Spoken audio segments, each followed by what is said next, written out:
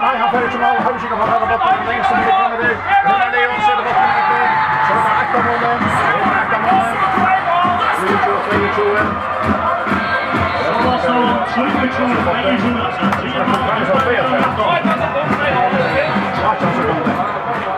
Det er forstått der. Johan ser seg på alle veien, og her ser han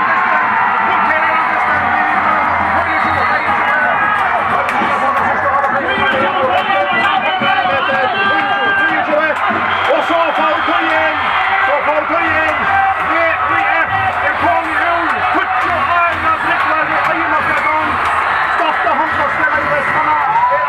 Føroyameistari i mannssamlatter. Sine første fel. Og i 2005. Og det øyne faktisk av hele Vestmanna. Det kommer alt inn med bøtten. At det samfluast i par gode stederne.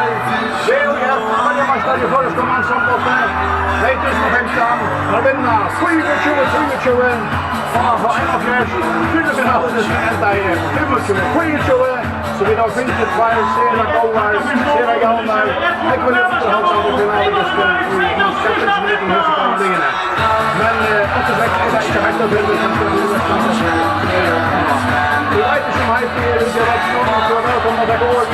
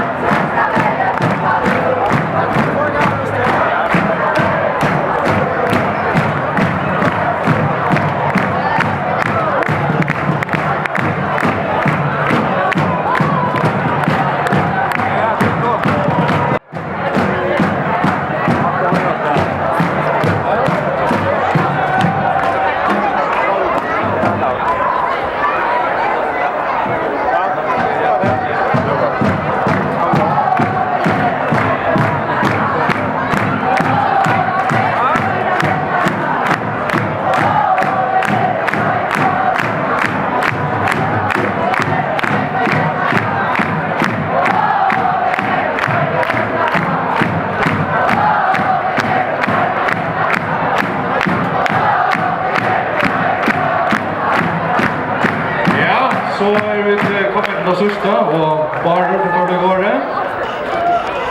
Ja, i alla första vattnet så har vi finnit 2 brev av finalen. 8 var mycket kvalitet, här har vi VF knäckvärden vid Øynemålet. Och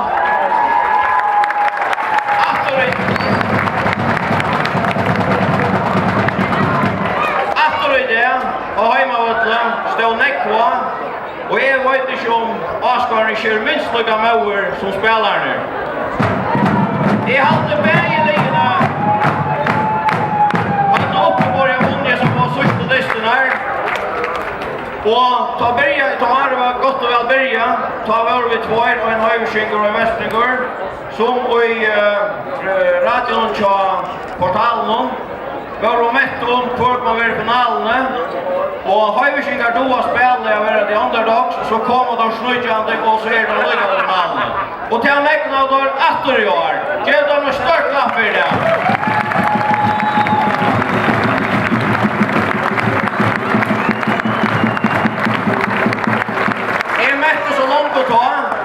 Att VF har drejat långa strajen tog i halte 8 sidonägg så hej VF tar bästa handbollsliga i år.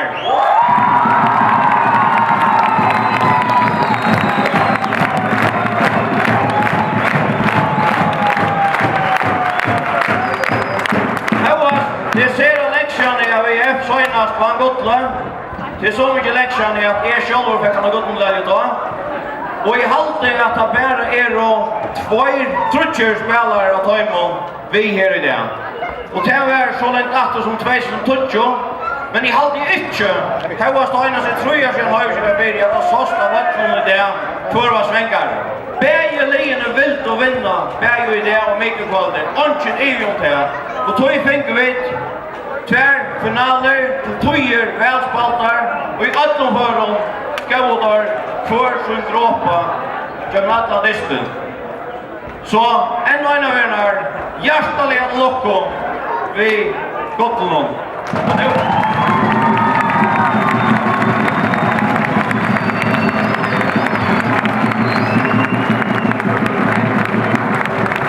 Lika Arne genom Steipen så är det så att det var en av en förhänt så genom landskapen Jambolte kom att det var så långt i mitten av VF, det finns ju gott. Det var från 1920 och 8 till 8 och 8 år från 20 till alderskiftet till 8-95 var det enast VF och Kintel och 8 år i alla 88 till 95 var det norsten. Hinner åren skiftet VF och Kintel att vinna och tyvärr var det så bara Kintel. Så Kintel har vunnit 30 och gott. VF har i det vunnit så gott nummer 22.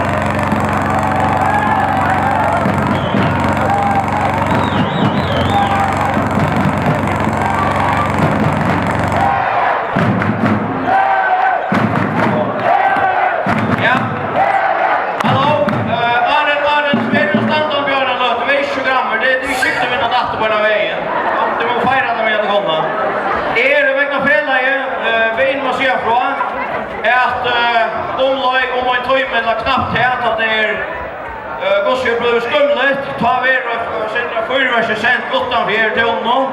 Vi går in till blev skumligt. Och det är nästan som är värst hitjötor. Och klockan 12 blir det dansor. Gott dansor i öjdanröden här.